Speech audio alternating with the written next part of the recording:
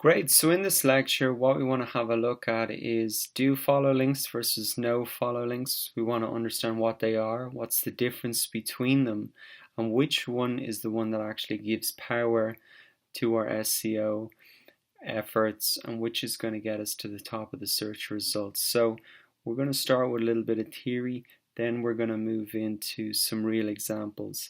I think this is great to do it now before we start talking about specific link attraction or link building strategies.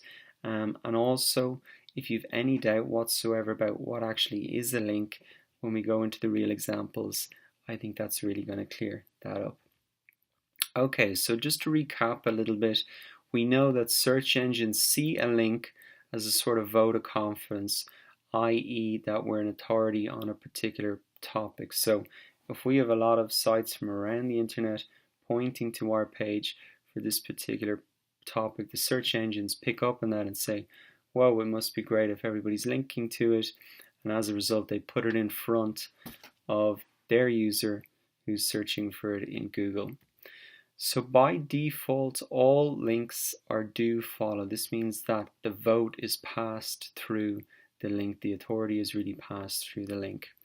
However, Google developed what's called a no follow link attribute, really with the purpose of tackling spam. So no follow links do not pass a vote through the link. And here's an example of what that actually looks like. This is the HTML code. So as you can see, this is the actual link here, udemy.com, and you can see relationship no follow.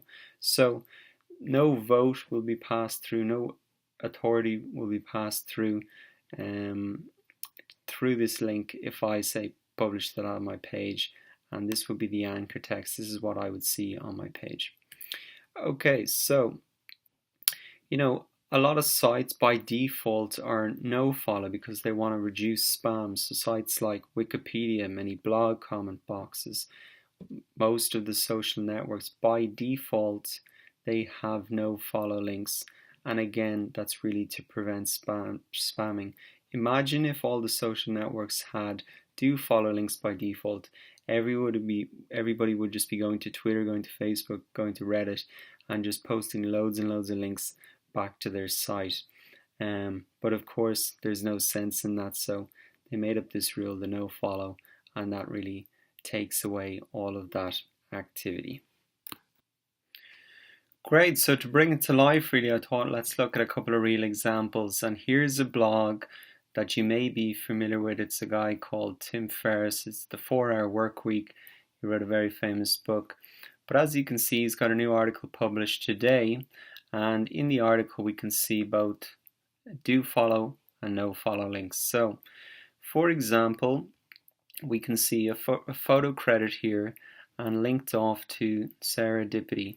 So what you can actually do is go to View. This is on Chrome, but you can do it on other browsers as well. There's an option for this. You can go Developer and you can go View Source. And so what you can see in here is the actual HTML code of this particular page. So if we search for, let's see, Serendipity. Okay, so this is the photo credit that we saw here. And what we really want to see here is if this is a do follow link or a no follow link. So what we can see is here's the actual link. This is the anchor text that we can see on the page. And we can see that that is just a normal link. There's no follow put in there. So that's going to pass through the vote to her Flickr page, a bit of authority from a high authority site here, very popular blog. So good, well done to Serendipity there. Now let's have a look at some of the comments then. So let's have a look if these are no follow links or do follow links. So let's just type in Jeffrey S. So Jeffrey S. Here we go. So Jeffrey S. has made a comment, and really this is a link back to his Gravatar profile. And so as we can see here, it's external no follows. So as you can see, if you were to make a lot of blog comments there on this site, you wouldn't be getting a vote back to your site, even though there is actually a link there. Great, so I showed you looking at the source code how we can find out if the link is a do follow or no follow. But really there's a quicker way to do this. We don't have to do it manually every time. What we can do is if you type into Google no follow Chrome extension, you can get basically an extension that's going to show you very quickly whether a link on the page is follow or no follow. So you can add it there. I've already added it in, and when you've added it in, you'll see a little link symbol here. And so to enable it and disable it, you can just click it.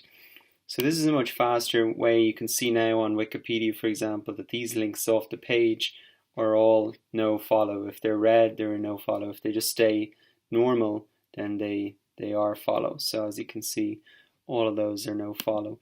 Twitter as well, as you can see, the links that people tweet out are all no follow as well. Facebook as well, the links here are no follow. That's the main one.